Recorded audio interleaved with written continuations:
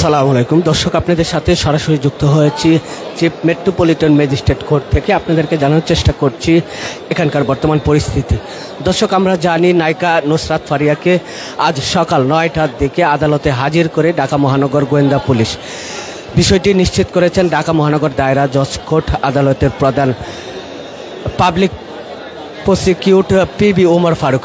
দর্শক, আপনারা জানেন যে রোববার বিকেলে হযরত শাহজালাল আন্তর্জাতিক বিমানবন্দর থেকে তাকে গ্রেফতার করে ইমিগ্রেশন পুলিশ থাইল্যান্ড যাওয়ার পথে ইমিগ্রেশন চেকপোস্টে গেলে তার বিরুদ্ধে গ্রেফতারি পরোয়ানা পাকায় তাকে আটক করা হয়। বাতারা থানায় একটি সূত্রে জানা যায়, গণ অভ্যুত্থানের সময় দায়ের করা মামলা নুসরাত ফারিয়াকে হত্যার চেষ্টায় আসামি করা হয়। গ্রেফতারের পর তাকে থানায় আনা হলেও পর থেকে মহানগর গোয়েন্দা পুলিশ কার্যালয়ে পাঠানো হয়। উল্লেখ্য, নুসরাত ফারিয়া 2015 সালে চলচ্চিত্র অভিনয় শুরু করেন। এরপর থেকে তিনি বাংলাদেশ ও ভারতে যৌথ প্রযোজনায় বেশ কিছু সিনেমায় অভিনয় করেছেন।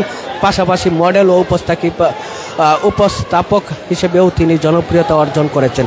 দর্শক, আমরা দেখেছি যে 9টার দিকে তাকে কোর্টে আনা হলেও কিন্তু আমরা দেখছি তাকে আদালতে তোলা হয়েছে কিছুক্ষণ আগে, অর্থাৎ আদালতে 27 নম্বর যে কক্ষ আছে সেই কক্ষতে কিন্তু নায়িকা নুসরাত ফারিয়াকে কিন্তু উঠানো হয়েছে। আমরা জানি যে আদালতে কিন্তু 27 নম্বর আদালতে কিন্তু তার বিচার কার্যক্রম ইতিমধ্যে শুরু হয়েছে এবং চলছে। দর্শক, আপনাদেরকে যদি আরেকটি বিষয় জানিয়ে রাখি যে নুসরাত ফারিয়া কিন্তু জানি যে আওয়ামী লীগের সাথে সম্পৃক্ত থাকায় হত্যা চেষ্টা মামলায় দায়ের করা বাটারা থানায় সেই মামলায় তাকে গ্রেফতার করা হয়েছে।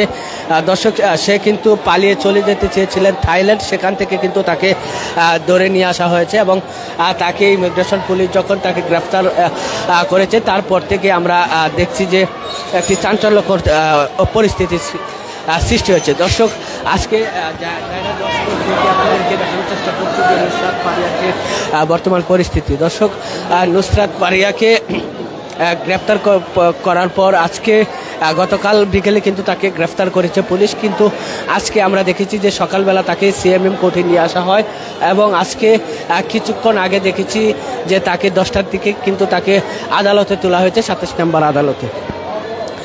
দর্শক, নুসরাত ফারিয়ার বিষয়টি আপনারা কে কেমন করে দেখছেন এবং কোথা থেকে দেখছেন অবশ্যই আমাদেরকে কমেন্টের মাধ্যমে জানাবেন এবং কোর্স শেষ করার পর তাকে নিয়ে যাওয়ার সময় কিন্তু ইনশাল্লাহ আবার আপনাদেরকে দেখানোর চেষ্টা করব। দর্শক, যারা লাইভটি দেখছেন অবশ্যই শেয়ার কমেন্ট করে পাশে থাকার জন্য অনুরোধ জানাচ্ছি।